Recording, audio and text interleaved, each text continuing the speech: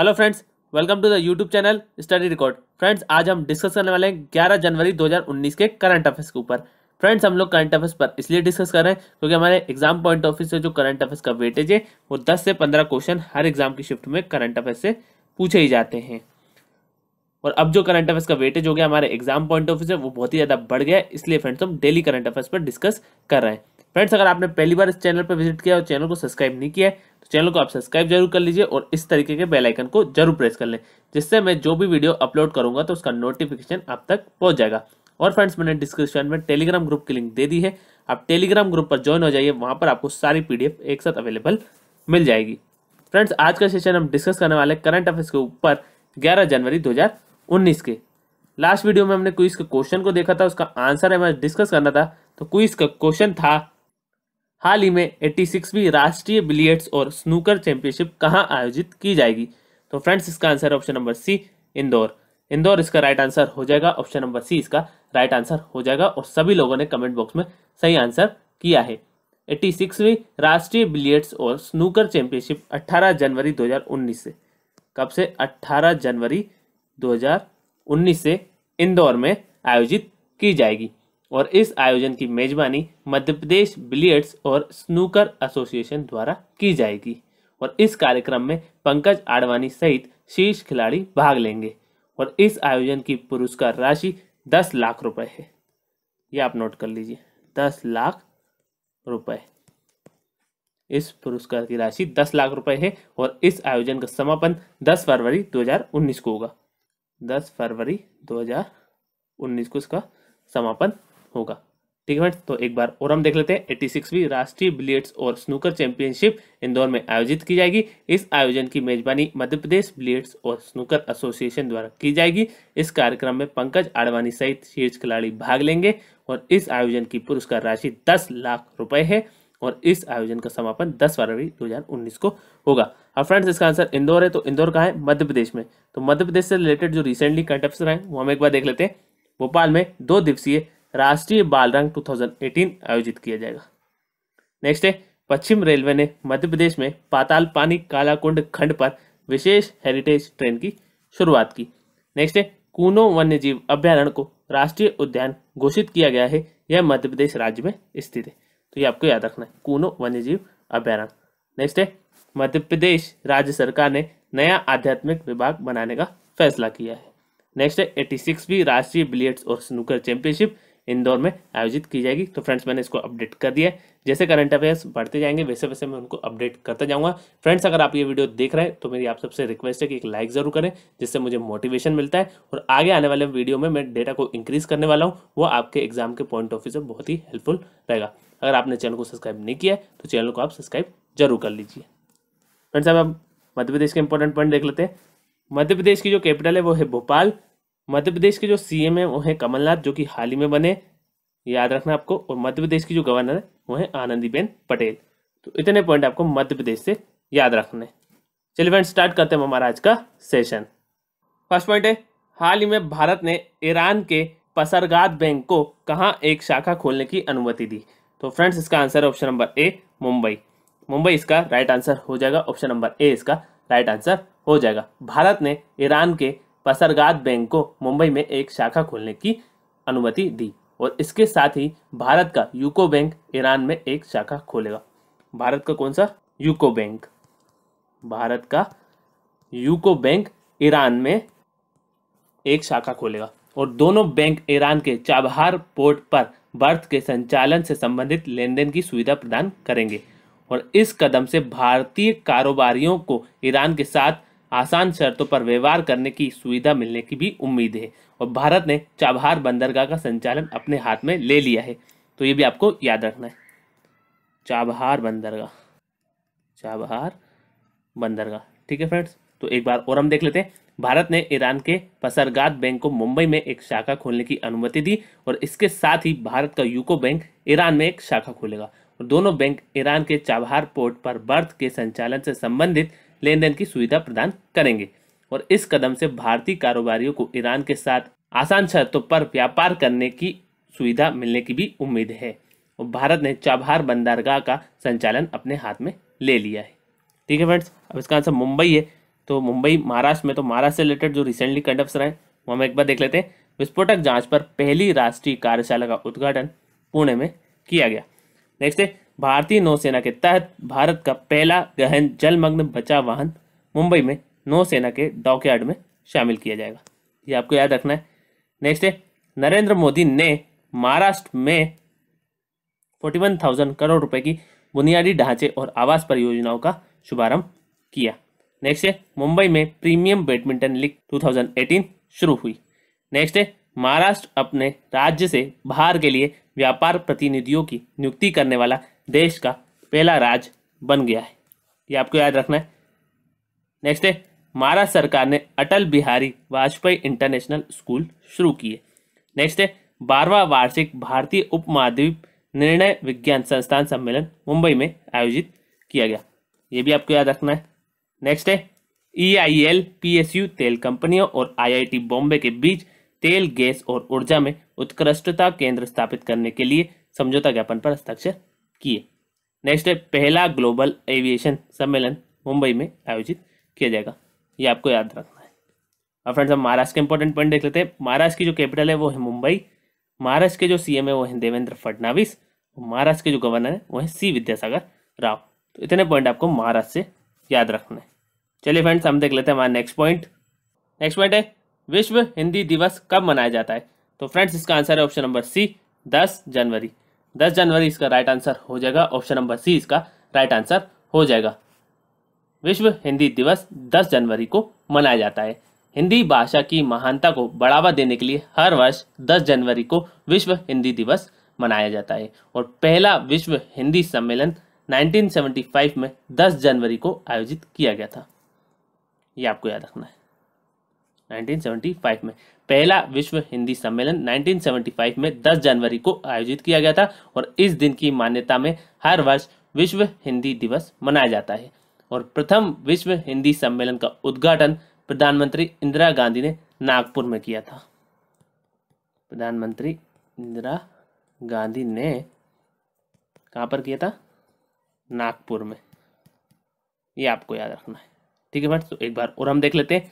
हिंदी भाषा की महानता को बढ़ावा देने के लिए हर वर्ष 10 जनवरी को विश्व हिंदी दिवस मनाया जाता है और पहला विश्व हिंदी सम्मेलन 1975 में 10 जनवरी को आयोजित किया गया था और इस दिन की मान्यता में हर वर्ष विश्व हिंदी दिवस मनाया जाता है और प्रथम विश्व हिंदी सम्मेलन का उद्घाटन प्रधानमंत्री इंदिरा गांधी ने नागपुर में किया था। ठीक है फ्रेंड्स, चलिए अब देख लेते हैं हमारा नेक्स्ट पॉइंट। नेक्स्ट पॉइंट है, हाल ही में खेलो इंडिया यूथ गेम्स में महिला अंडर 17 ऑलराउंड रिदमिक जिम्नास्टिक स्पर्धा में किसने स्वर्ण पदक जीता है? तो फ्रेंड्स इसका आंसर है option number A, Bavleen Kaur. Bavleen Kaur इसका राइट आंसर हो जाएगा। ऑप्शन नंबर A इसका राइट आंसर हो जाएगा। ये कहाँ की? ये जम्मू कश्मीर की है, तो ये भी आपको याद रखना है। जम्मू और कश्मीर की बवलिन कौर ने खेलो इंडिया यूथ गेम्स 2019 में महिलाओं की अंडर 17 ऑलराउंड रिदमिक जिम्नास्टिक स्पर्धा में स्वर्ण पदक जीता और महाराष्ट्र की श्रेया बंगले ने रजत पदक जीता। ये भी आपको याद रखना है, उन्होंने रजत पदक जीता है और कृषा छेदा ने कांस्य पदक जीता है, तो ये भी आपको याद रखना है। ठीक है फ्रेंड्स, और 2019 खेलो इंडिया यूथ गेम्स का आयोजन महाराष्ट्र के पुणे में किया जा रहा है, तो ये हम डिस्कस कर चुके हैं, तो ये भी आपको याद रखना है कहाँ किया जा रहा है? पुणे में।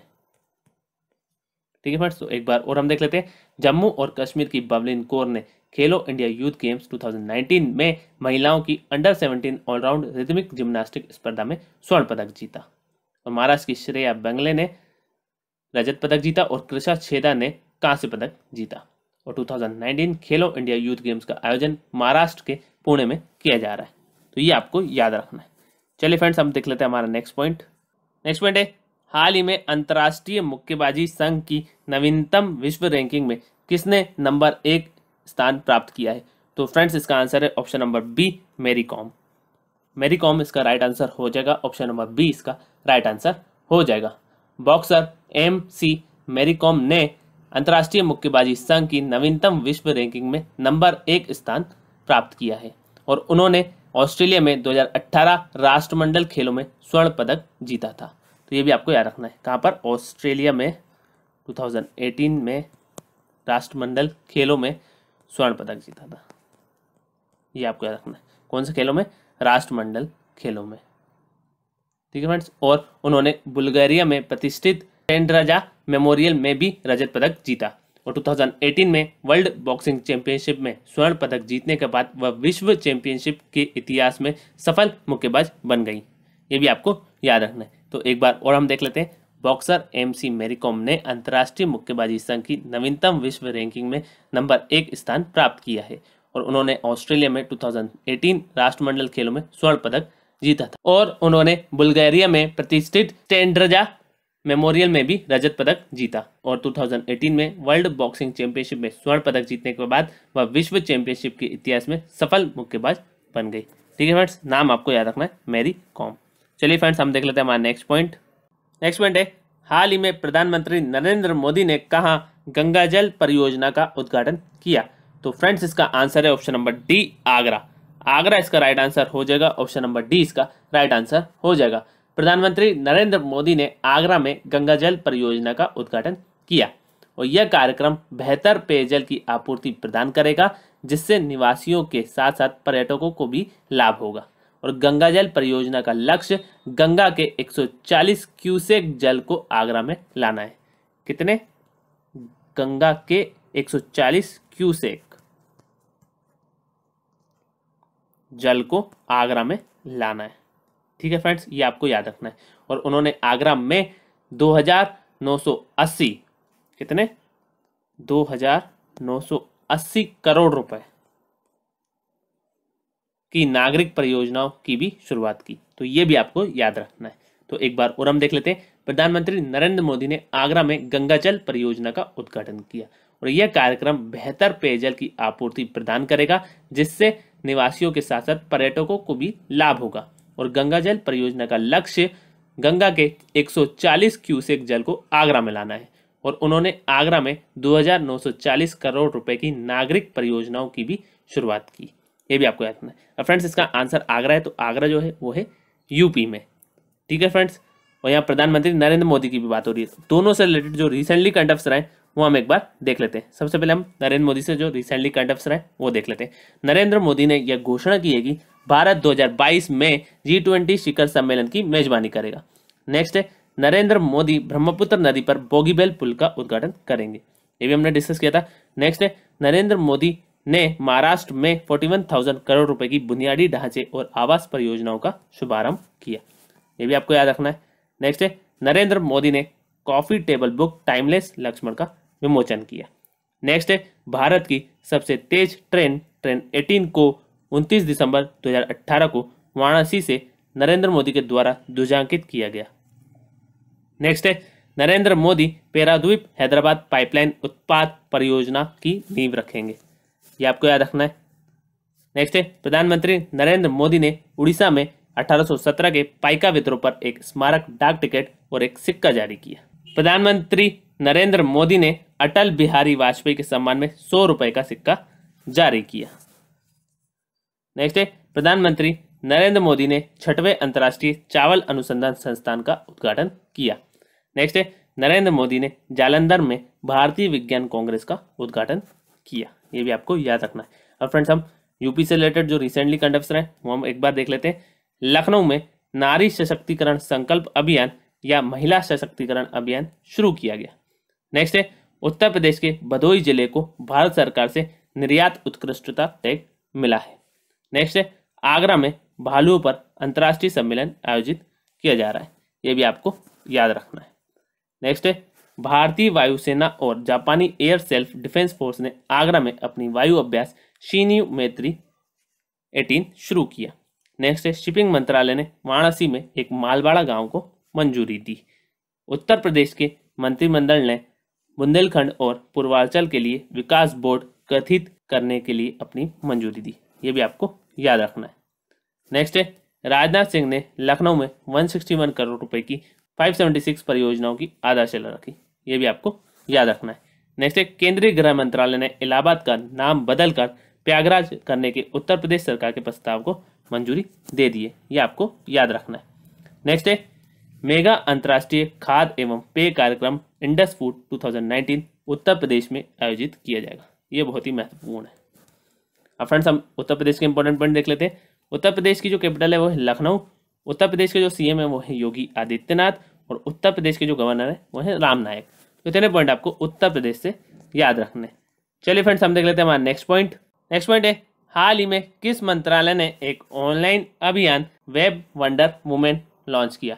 तो फ्रेंड्स इसका आंसर है ऑप्शन नंबर सी, महिला और बाल विकास मंत्रालय। महिला और बाल विकास मंत्रालय इसका राइट आंसर हो जाएगा। ऑप्शन नंबर सी इसका राइट आंसर हो जाएगा।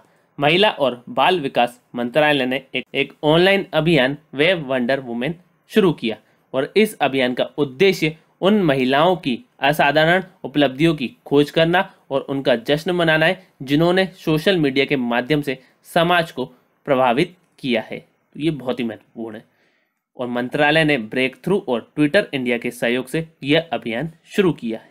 तो ये भी आपको याद रखना है। तो एक बार और हम देख लेते हैं, महिला और बाल विकास मंत्रालय ने एक ऑनलाइन अभियान वेब वंडर वुमेन शुरू किया और इस अभियान का उद्देश्य उन महिलाओं की असाधारण उपलब्धियों की खोज करना और उनका जश्न मनाना है जिन्होंने सोशल मीडिया के माध्यम से समाज को प्रभावित किया है और मंत्रालय ने ब्रेक थ्रू और ट्विटर इंडिया के सहयोग से यह अभियान शुरू किया है। यह आपको याद रखना है। चलिए फ्रेंड्स हम देख लेते हैं हमारा नेक्स्ट पॉइंट। नेक्स्ट पॉइंट है, हाल ही में किस मंत्रालय ने उड़े देश का आम नागरिक 3 के तहत 13 जल विमानों के परिचालन को मंजूरी दी? तो फ्रेंड्स इसका आंसर है ऑप्शन नंबर बी, केंद्रीय नागरिक उड्डयन मंत्रालय। केंद्रीय नागरिक उड्डयन मंत्रालय इसका राइट आंसर हो जाएगा। ऑप्शन नंबर बी इसका राइट आंसर हो जाएगा।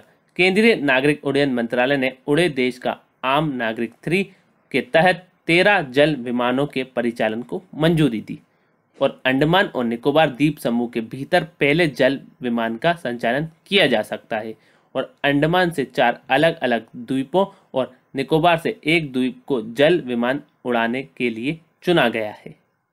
ठीक है फ्रेंड्स, और यह हैवलॉक, लॉन्ग द्वीप, नील द्वीप और अंडमान में हुतबे द्वीप और निकोबार में कार निकोबार है। ठीक है फ्रेंड्स, तो ये आपको याद रखना है। तो एक बार और हम देख लेते हैं, केंद्रीय नागरिक उड्डयन मंत्रालय ने उड़े देश का आम नागरिक 3 के तहत 13 जल विमानों के परिचालन को मंजूरी दी और अंडमान और निकोबार द्वीप समूह के भीतर पहले जल विमान का संचालन किया जा सकता है और अंडमान से 4 अलग अलग द्वीपों और निकोबार से एक द्वीप को जल विमान उड़ाने के लिए चुना गया है और यह हैवलॉक, लॉन्ग द्वीप, नील द्वीप और अंडमान में हुतबे द्वीप और निकोबार में कार निकोबार है। ठीक है फ्रेंड्स, केंद्रीय नागरिक उड्डयन मंत्रालय आपको याद रखना है। चलिए फ्रेंड्स हम देख लेते हैं हमारा नेक्स्ट पॉइंट। नेक्स्ट पॉइंट है, हाल ही में किस राज्य के मुख्यमंत्री ने ऊपरी सियांग जिले में सियांग नदी पर भारत के सबसे लंबे single lane steel cable suspension पुल का उद्घाटन किया? तो फ्रेंड्स इसका आंसर है option number D, Arunachal Pradesh. Arunachal Pradesh इसका राइट आंसर हो जाएगा। ऑप्शन नंबर डी इसका राइट आंसर हो जाएगा। अरुणाचल प्रदेश के मुख्यमंत्री पेमा खांडू ने ऊपरी सियांग जिले में सियांग नदी पर भारत के सबसे लंबे single lane steel cable suspension पुल का उद्घाटन किया और इस पुल का नाम ब्योरुंग पुल है। ब्योरुंग पुल है, ये आपको याद रखना है। इस पुल का नाम ब्योरुंग पुल है, ये महत्वपूर्ण है। और 300 मीटर लंबे इस पुल को, कितने मीटर लंबे? 300 मीटर लंबे, तो ये भी आपको याद रखना है। 300 मीटर लंबे इस पुल को संसाधनों के नॉन लैप्सेबल सेंट्रल पुल के तहत उत्तर पूर्वी क्षेत्र विकास मंत्रालय के द्वारा वित्त पोषित किया गया था। ये भी आपको याद रखना है।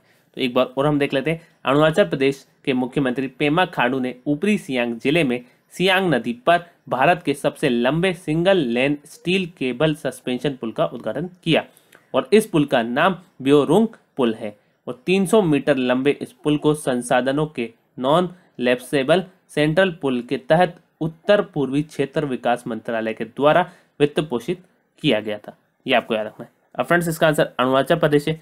तो अरुणाचल प्रदेश से जो रिसेंटली करंट अफेयर है वो हम एक बार देख लेते हैं। रैली चैंपियनशिप का तीसरा राउंड अरुणाचल प्रदेश में आयोजित किया जाएगा।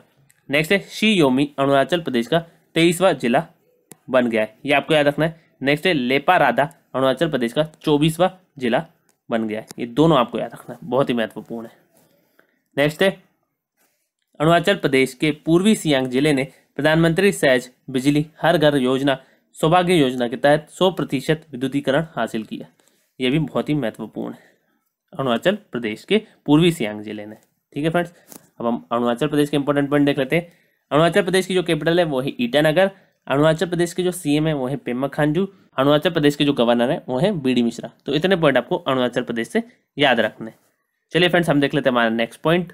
नेक्स्ट पॉइंट है, हाल ही में पहली भारत मध्य एशिया वार्ता कहाँ आयोजित की जाएगी? तो फ्रेंड्स, इसका आंसर है option number C, Uzbekistan. Uzbekistan इसका राइट आंसर हो जाएगा। ऑप्शन नंबर सी इसका राइट आंसर हो जाएगा। पहली भारत मध्य एशिया वार्ता समरकंद उज्बेकिस्तान में आयोजित की जाएगी। तो ये भी आप याद रखेंगे, उज्बेकिस्तान में कहां पर?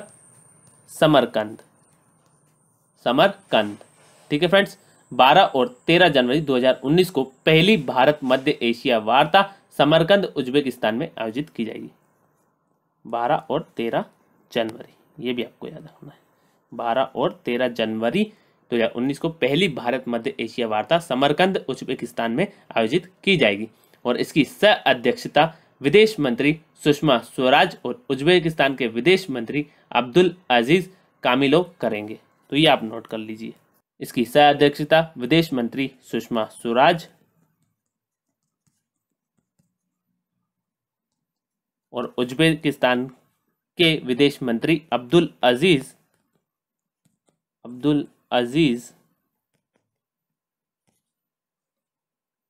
कामिलोव करेंगे। ये भी आपको याद रखना है, अब्दुल अजीज कामिलोव करेंगे।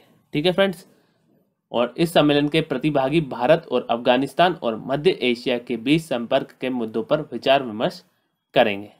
ठीक है फ्रेंड्स, तो ये आपको याद रखना है। अब इसका आंसर उज्बेकिस्तान है, तो उज्बेकिस्तान के हम इंपॉर्टेंट पॉइंट देख लेते हैं। उज्बेकिस्तान की जो कैपिटल है वो है ताशकेंट और उज्बेकिस्तान की जो करेंसी है वो है उज्बेकिस्तानी सोम और उज्बेकिस्तान के जो प्रेसिडेंट है वो है शवकत मिर्जियावेव। तो इतने पॉइंट आपको उज्बेकिस्तान से याद रखने। चलिए फ्रेंड्स, हम देख लेते हैं हमारा नेक्स्ट पॉइंट।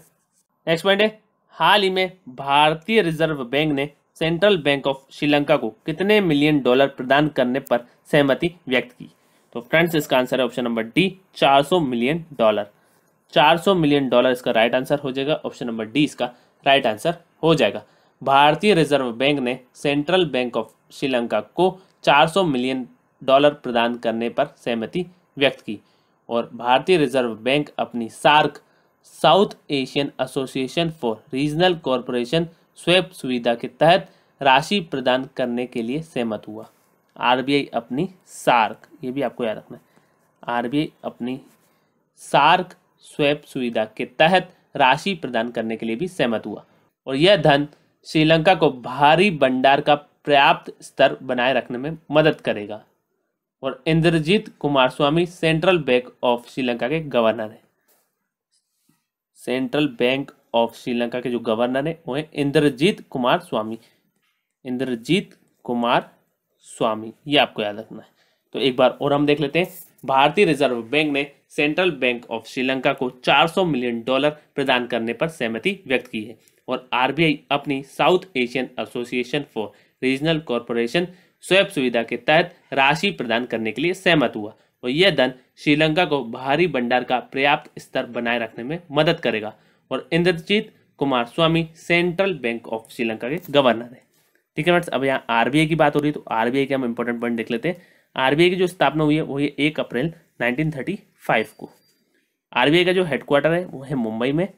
आरबीआई के जो फाउंडर है वो है ब्रिटिश राज और आरबीआई के जो गवर्नर है वो है शक्तिकांत दास, जो कि हाल ही में बने, तो ये बहुत ही महत्वपूर्ण है। फ्रेंड्स, आज का जो क्विज का क्वेश्चन है वो है, हाल ही में खेलो इंडिया यूथ गेम्स के दूसरे संस्करण का उद्घाटन कहाँ किया गया? तो फ्रेंड्स, इसका आंसर आप मुझे कमेंट बॉक्स में कमेंट करके बताएंगे। नेक्स्ट वीडियो में हम इस क्विज के आंसर को डिस्कस करेंगे। आई होप फ्रेंड्स आप सभी को वीडियो पसंद आया होगा। अगर फ्रेंड्स आपको ये वीडियो पसंद आया तो लाइक जरूर करें, शेयर करें अपने फ्रेंड्स के साथ और स्टडी से रिलेटेड कोई व्हाट्सअप ग्रुप हो तो उस ग्रुप में आप इस वीडियो को जरूर शेयर कर दीजिए। और फ्रेंड्स, अगर आपने चैनल को अभी तक सब्सक्राइब नहीं किया है तो चैनल को आप सब्सक्राइब जरूर कर लीजिए और इस तरीके के बेल आइकन को जरूर प्रेस कर लें, जिससे मैं जो भी वीडियो अपलोड करूंगा तो उसका नोटिफिकेशन आप तक पहुंच जाएगा। Thank you friends for watching. Have a nice day. Thank you.